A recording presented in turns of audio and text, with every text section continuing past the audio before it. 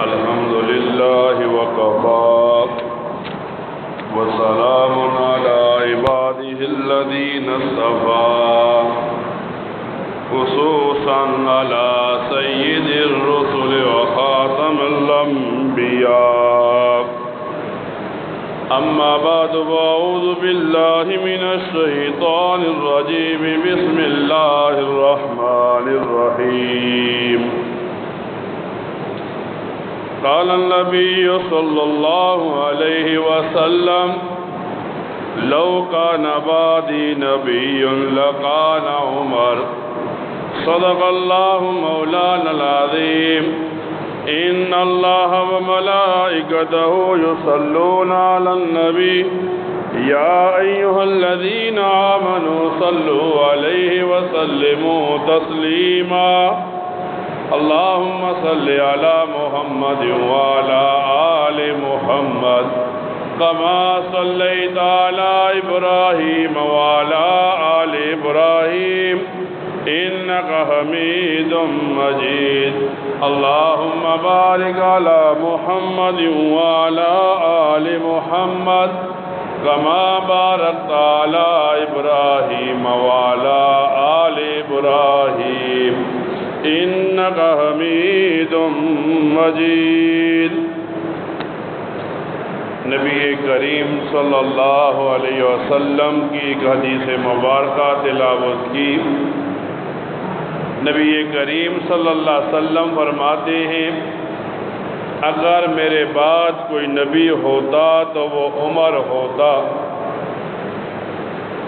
محرم الحرام کا مہینہ مسلمانوں کا اسلامی سال جب شروع ہوتا ہے تو محرم الحرام کے مہینے کی پہلی تاریخ مسلمانوں کو یہ بات یاد کراتی ہے کہ پہلی تاریخ کو حضرت عمر فاروق کی شہادت کا دن ہے۔ جب بندہ تاریخ کی کتابوں کو اٹھاتا ہے تو تاریخ کی کتابوں میں حضرت عمر فاروق کی بڑی شان اور فضیلت مسلمانوں کو پڑھنے کے لیے ملتی ہے۔ یوں آتا ہے سیرت کی کتابوں میں لوگ مسلمان ہوتے گئے یہاں تک کہ ایک جماعت بن گئی، لیکن مسلمان ایک گھر میں چھپ کر نماز پڑھتے تھے کہ کافر انہیں تکلیف پہنچاتے تھے۔ لیکن جب حضرت عمر فاروق مسلمان ہوئے، انہوں نے کلمہ پڑھا تو یوں آتا ہے سیرت کی کتابوں میں کہ حضرت فاروق اعظم دیکھتے ہیں لوگ اٹھے، منہ دھوئے، پاؤں دھوئے، بازو دھوئے، تو حضرت فاروق اعظم نے نبی کریم صلی اللہ علیہ وسلم سے سوال کیا اللہ کے رسول یہ لوگ کیا کر رہے ہیں؟ تو نبی علیہ السلام نے بتایا انہوں نے وضو کیا، اب یہ نماز پڑھیں گے۔ تو حضرت فاروق اعظم نے پوچھا اللہ کے رسول یہ لوگ خانہ کعبہ میں نماز کیوں نہیں پڑھتے؟ تو نبی علیہ السلام نے بتایا تیری قوم کے جو بڑے لوگ ہیں وہ خانہ کعبہ میں تکلیف دیتے ہیں، نماز پڑھنے نہیں دیتے۔ تو حضرت فاروق اعظم نے تلوار اٹھائی اور بتایا کہ آج مسلمان خانہ کعبہ میں نماز پڑھیں گے۔ پھر حضرت فاروق اعظم نے اعلان کیا آج جو آدمی یہ چاہتا ہے اس کی بیوی بیوہ ہو جائے، اس کے بچے یتیم ہو جائیں، تو آج فاروق اعظم یہ اعلان کر رہا ہے کہ وہ مسلمانوں کو روکے، آج اس کی بیوی کو بیوہ کر دیا جائے گا۔ یعنی اسلام کی تاریخ میں حضرت فاروق اعظم کی بڑی شان و فضیلت بیان کی جاتی ہے۔ اور بعض صحابہ کرام ایسے ملتے ہیں جن کو باقی تمام صحابہ کرام پر فضیلت حاصل ہے۔ حضرت فاروق اعظم کے بارے میں یوں آتا ہے کہ اکثر جب وہ کوئی بات کرتے تھے تو اللہ تعالیٰ ان کی بات کو قرآن کریم بنا دیا کرتا تھا۔ فرماتے ہیں قرآن کریم کی تفاسیر میں ایک واقعہ لکھا ہے، حضرت فاروق اعظم اور نبی کریم صلی اللہ علیہ وسلم خانہ کعبہ کا طواف کر رہے ہیں۔ طواف کرتے کرتے نبی علیہ السلام اور حضرت عمر مقام ابراہیم کے قریب پہنچے تو حضرت عمر نے نبی علیہ السلام سے یوں عرض کی، اللہ کے رسول، میرا دل چاہتا ہے کہ مسلمان مقام ابراہیم پر نماز پڑھا کرے۔ تو نبی علیہ السلام نے بتایا، عمر یہ تو اللہ تعالیٰ کا فیصلہ ہے، وہ حکم دے گے تو نماز شروع ہو جائے گی۔ تو یوں آتا ہے تفاسیر کے اندر، کچھ وقت کے بعد اللہ تعالیٰ نے قرآن کریم کی ایک آیت بنا کر یہ بھیج دی، وَاتَّخَذُوا مِن مَّقَامِ إِبْرَاهِيمَ مُصَلًّى، کہ مقام ابراہیم کو نماز کی جگہ بناؤ۔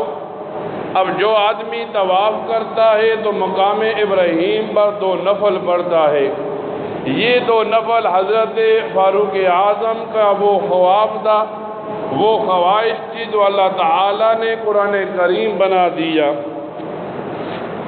یوں آتا ہے تفاسیر کے اندر، نبی کریم صلی اللہ علیہ وسلم اور آپ کی بیویوں کے درمیان کچھ ناراضگی کا معاملہ ہوا تو حضرت نبی علیہ السلام صحابہ کرام سے مشورے کرنے لگے۔ تو حضرت فاروق اعظم نے نبی علیہ السلام کو مشورہ دیا، اگر یہ بیویاں آپ کی بات نہیں مانتی تو آپ انہیں چھوڑ دیں، اس سے بہتر بیویاں آپ کو مل جائیں گی۔ تو اللہ تعالیٰ نے فاروق اعظم کی اس بات کو قرآن کریم بنایا اور یوں ارشاد فرمایا، عَسَىٰ رَبَّهُ إِن طَلَّقَكُنَّ أَن يُبْدِلَهُ خَيْرًا مِّنكُنَّ مُسْلِمَاتٍ، اگر آپ انہیں چھوڑ دیں تو اس سے بہترین بیویاں آپ کو پھر مل جائیں گی۔ ایک بندہ قرآن کریم کو پڑھتا ہے تو بعض مقامات یہ بتاتے ہیں اللہ تعالیٰ نے حضرت فاروق اعظم کی بات کو نقل کیا ہے۔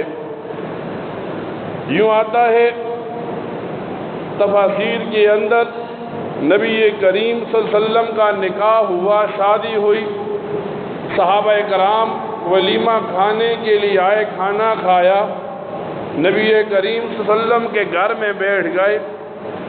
اب نبی علیہ السلام کی طبیعت پر یہ بات ناگوار گزری تو آپ نبی علیہ السلام باہر تشریف لے گئے، پھر آپ واپس آئے تو حضرت فاروق اعظم نے سوال اٹھایا، اللہ کے رسول، میرا دل چاہتا ہے آپ کے گھر میں کوئی آدمی آیا کرے تو اجازت لیا کرے۔ تو اللہ تعالیٰ نے قرآن کریم میں ارشاد فرمایا، یا ایھا الذین آمنوا لا تدخلوا بیوت النبی الا ان یؤذن لکم، کہ اے ایمان والو جو نبی علیہ السلام کے گھر میں آیا کریں وہ اجازت لے کر آیا کریں۔ یعنی قرآن کریم حضرت فاروق اعظم کی ان باتوں کو نقل کر کے اس بات کی طرف اشارہ کر رہا ہے کہ فاروق اعظم کے ساتھ اللہ تعالیٰ کو کتنی محبت ہے۔ جنگ بدر ہوئی، بدر کے قیدیوں کو مسلمانوں نے قید کر لیا۔ اب نبی علیہ السلام صحابہ کرام سے رائے لینے لگے، کچھ صحابی کہتے انہیں قید کیا جائے، کچھ کہتے پیسے لے کر چھوڑ دیا جائے۔ جب حضرت فاروق اعظم کی باری آئی تو انہوں نے یوں ارشاد فرمایا کہ جس کا جو رشتہ دار ہے اس کے حوالے کر دیا جائے، ہر آدمی اپنے رشتہ دار کو قتل کرے۔ بعد میں فیصلہ ہو گیا، لیکن پھر اللہ تعالیٰ نے قرآن کریم میں حضرت فاروق اعظم کے فیصلے کو یوں نقل کیا، ما کان لنبی ان یکون لہ اسرا حتی یسخن فی الارض تریدون عرض الدنیا، کہ جو فیصلہ فاروق اعظم نے کیا تھا وہ فیصلہ سب سے بہترین تھا، لیکن نبی علیہ السلام کی رائے اس پر مقدم ہو گئی۔ یوں آتا ہے سیرت کی کتابوں میں ایک منافق فوت ہو گیا، اسے عبداللہ بن ابی کہتے ہیں، اس کا بیٹا مسلمان تھا۔ منافق کا بیٹا نبی علیہ السلام کی مجلس میں آیا اور آ کر عرض کرنے لگا، اللہ کے رسول آپ میرے والد کا جنازہ پڑھائیں۔ اب یوں آتا ہے، صفیں بنی ہوئی ہیں، نبی کریم صلی اللہ علیہ وسلم جنازہ پڑھانے کے لیے جنازے کے قریب پہنچے، حضرت فاروق اعظم نبی علیہ السلام کے قریب ہوئے اور یوں ارشاد فرمایا، اللہ کے رسول میری درخواست یہ ہے آپ اس منافق کا جنازہ نہ پڑھائیں۔ تو نبی علیہ السلام نے بتایا، نہیں، اس کا بیٹا ایک صحابی ہے، اس کی درخواست پر میں جنازہ پڑھاتا ہوں۔ نبی علیہ السلام نے جنازہ پڑھایا تو اللہ تعالیٰ نے قرآن کریم کی آیت نازل کی، وَلَا تُصَلِّ عَلَىٰ أَحَدٍ مِّنْهُمْ مَاتَ أَبَدًا، کہ ان میں سے اگر کوئی منافق مر جائے تو آپ اس منافق کا نماز جنازہ نہ پڑھایا کریں۔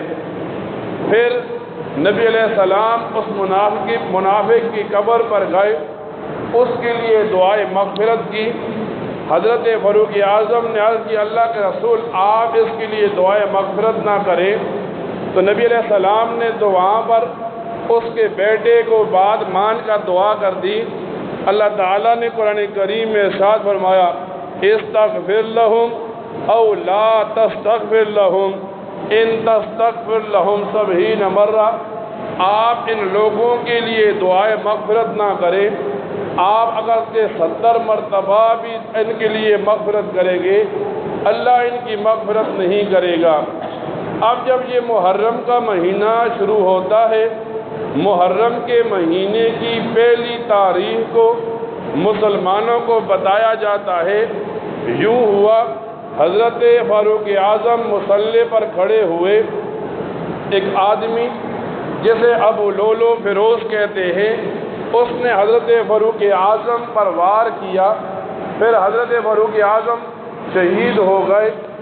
اب جب یہ محرم کی یکم آتی ہے، ہم لوگ دیکھتے ہیں کچھ لوگ اپنے آپ کو کالا لباس پہن کر مارتے ہیں، اب وہ محبت کا دعویٰ کرتے ہیں۔ اصل میں تاریخ اپنے آپ کو دہراتی ہے۔ جو لوگ آج کالا لباس پہنتے ہیں، لوگ ٹیلی ویژن پر دیکھتے ہیں، نیٹ پر آتا ہے، موبائل پر لوگ دیکھتے ہیں کہ کچھ لوگ اپنے آپ کو خنجر مار رہے ہیں، زخمی کر رہے ہیں۔ یہ اس بات کی طرف اشارہ ہے، کل جن لوگوں نے فاروق اعظم کو شہید کیا تھا، یہ اس ہی کی نسل میں سے ہیں۔ آج کچھ لوگ اپنے ہاتھ میں انگوٹھی پہنتے ہیں، انگوٹھی میں پھر وہ فیروزہ پہنتے ہیں، اب وہ فیروزے کو بڑی برکت کی سمجھتے ہیں، حالانکہ یہ فیروزہ ابو لولا فیروز کے نام کے ساتھ موسوم ہے، جس ابو لولو فیروز نے حضرت فاروق اعظم کو شہید کیا تھا۔ تو مسلمانوں کو اتنا پتہ ہونا چاہیے، یہ جو چند لوگ ہیں، ایک گروپ بن گیا، یکم محرم سے 10 محرم کو جو اپنے آپ کو زخمی کرتے ہیں، یہ ابو لولو فیروز کافر کی اولاد ہیں۔ انہیں مسلمان سمجھنا، ان کے ساتھ عقیدت رہنا، یہ کسی مسلمان کے لیے روا نہیں ہے۔ اسی لیے ہر مسلمان کو چاہیے اپنے عقیدے کو محفوظ رکھے اور ایسا عقیدہ رکھے جو اسے جنت کے قریب لا کر کھڑا کر دے۔ ایک مسئلہ اکثر مسجدوں میں پیش آتا ہے، ہوتا یوں ہے، مسجد میں کبھی کبھی یوں ہوتا ہے، امام نماز پڑھاتا ہے تو امام نماز میں بھول جاتا ہے۔ اب یہ مقتدیوں کی جہالت ہوتی ہے، مقتدی سمجھتے ہیں امام اس وجہ سے بھولا ہے، شاید وہ دنیا کے کسی کام میں لگا تھا، شاید دنیا کے کاروبار کے بارے میں سوچ رہا تھا، اور پھر یہاں تک اس کی جہالت جاتی ہے۔